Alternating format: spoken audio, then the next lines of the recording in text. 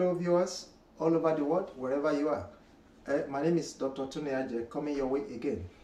I have urgent news to break to you, especially for prospective international students that are planning to come to the UK to come and study.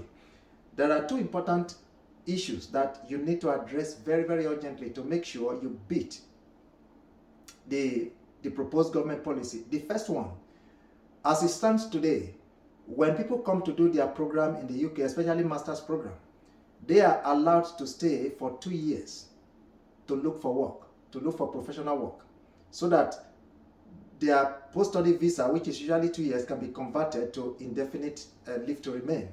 As it is now, the government is planning to reduce it. We are hearing it. It's not been implemented yet. We are hearing it, that government is proposing to reduce that to 6 months.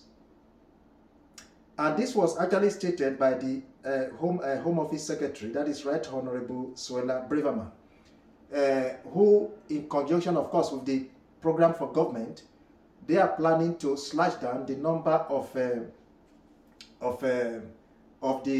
months that, of the years that students can remain in the UK.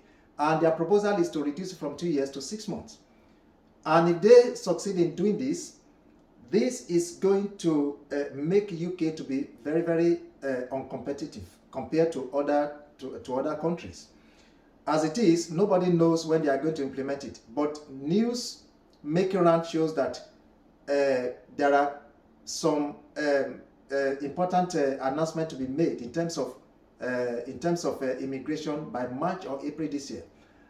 We are also hearing it that this is one of the things that the Home Office the Home Office is going to roll out, reducing the post-study visa from 2 years to 6 months. Within 6 months, I wonder, what can you do if you are not able to get a job that you want, or you are not able to get an employer that is going to give you a very good employment? Then the law is going to say that you have to go back home to start looking for a job from Nigeria. And I can tell you from experience, that is not going to be an easy thing. Because you need to be in the UK for you to be able to look for employment, to travel around, to go for interviews, compared to when you are asked to do that at home. So we are only hoping that this is not going to be the case, but everybody, you have to prepare as if it is going to be the case. Now, the proposed plan by Braverman, however, is actually to make UK to be less competitive indirectly, because when you cut the number of years to 6 months, there are already students will start looking for other countries like US, like Republic of Ireland, where they offer more than 6 months. So we don't know how that is going to pan out at the end of the day, but I just thought of bringing this to your doorstep for you to be the first people that are going to hear this. Then her argument, which is quite absurd to me, is that the graduate visa route is being misused by students. The word misused is so absurd, is so ridiculous. I mean, as a government, you have the right to change your laws anytime, and nobody is going to question it. But doing that by reading a lot of statements, misguided statements that, oh, students are misusing this route to take admissions in short courses at less respectable universities. That is unfair. And this woman is not even sharing the whole truth. She's missing an important point. She's not actually mentioning the whooping amount of money the UK government is making from this so-called less respectable university that she has conned out on her own. And she's also, and to add salt to that injury, she says it's being used as a backdoor immigration route. Come on, what is the meaning of a backdoor immigration route? Government makes the law. Is it wrong for you to use the law to benefit you? I don't see anything backdoor there. Students apply for visa, you collected their money, they are here, they are contributing a lot to the economy. Even with their spouses, with their family that they brought, all of them, they are working 24 hours to make sure they contribute a lot to the economy. Now you label this chunk of people as going to less respectable universities. They are misusing this, the opportunity, and they are using it as a backdoor immigration route. Come on, that is not fair. But look, friends, there is nothing you can do about that. Even if it is not fair, absolutely, government is going to do it from history, because once things like this are making round, are dominating the news, then you can be sure that by March, April, something similar is going to happen. So now, this lady is missing an important point. International students bring a whopping 25.9 billion pounds to UK economy, at least this last year. And this amounts to 60% of the UK's educational export earnings.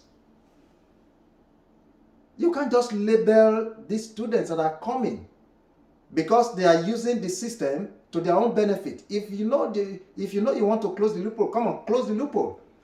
And stop labeling these people as if they are here, they are committing crime. They are not committing any crime. And they are actually contributing a lot to UK's economy. 60% of total education export earnings. That is a lot. But the last has not been said. The UK's Department of Education, they are working 24 hours to block the changes, as they fear this is going to harm the UK's attractiveness to international students. And there's no doubt about it. This is going to hurt UK's ability to attract international students. So this 2-year post-study offer is aligned with most of the UK's competitors. And when you cut it, then that will make UK to be less competitive. And another thing we need to note is that if this lady's plans were to be implemented, there are 4 nationalities that are going to be affected most. India, number 1, will be very affected. Nigerian students are going to be mostly affected. Pakistani students are going to be affected, and Bangladesh students are going to be, because in total, these are the 4 nationals. These are the 4 countries that have the highest number of students coming to study in the UK. And let me just give you some statistics here. The Prime Minister, Rishi Sunak, sought plans to reduce the number of foreign students coming to the UK. In fact, as a matter of fact, their plan was to cut the number of students coming to a total of 600,000 by the year 2030. But funny enough, you can't believe this, that within this period, by 2022, that 600,000 has already been met. They set a target of 600,000 by the end of 2030. But right now, as we speak, in 2022, 680 foreign students have already entered the UK. So that is a lot of students. So that target is already met. And data shows that Nigerian students contribute about 89% of that figure. That is a lot. And by far that is the highest. And this follows closely by Pakistani students, and followed by Bangladeshi students and the Indian students. So Nigerian nationals also show the largest increase in sponsored migrant programs compared with previous years. And this has increased by 57,545. That is, oh goodness me. I can't even read this. This is about 686% to a record high of 65,929 as of today. This is a lot of students coming from Nigeria. So if government should go ahead to do this, this is going to affect the rate at which UK will be competitive in the League of Nations. And UK government that is not only the news. UK government is also mulling over allowing fresh students to bring dependent members. Right now, if you are coming for your master's for progress studies, you can bring your dependents, your wife, your children, you can bring them. But one of the news making around now is that UK is also, the Home Office is also trying to cut down on that. And we are hearing that they are planning to limit that to only PhD students. So when you are coming for your master's, there are all likelihood that they may not even allow you to bring your children or to bring your wife. So that is on top of the plan to cut the post-study visa from 2 years to 6 months. So what is the import of all this to prospective students trying to travel to UK?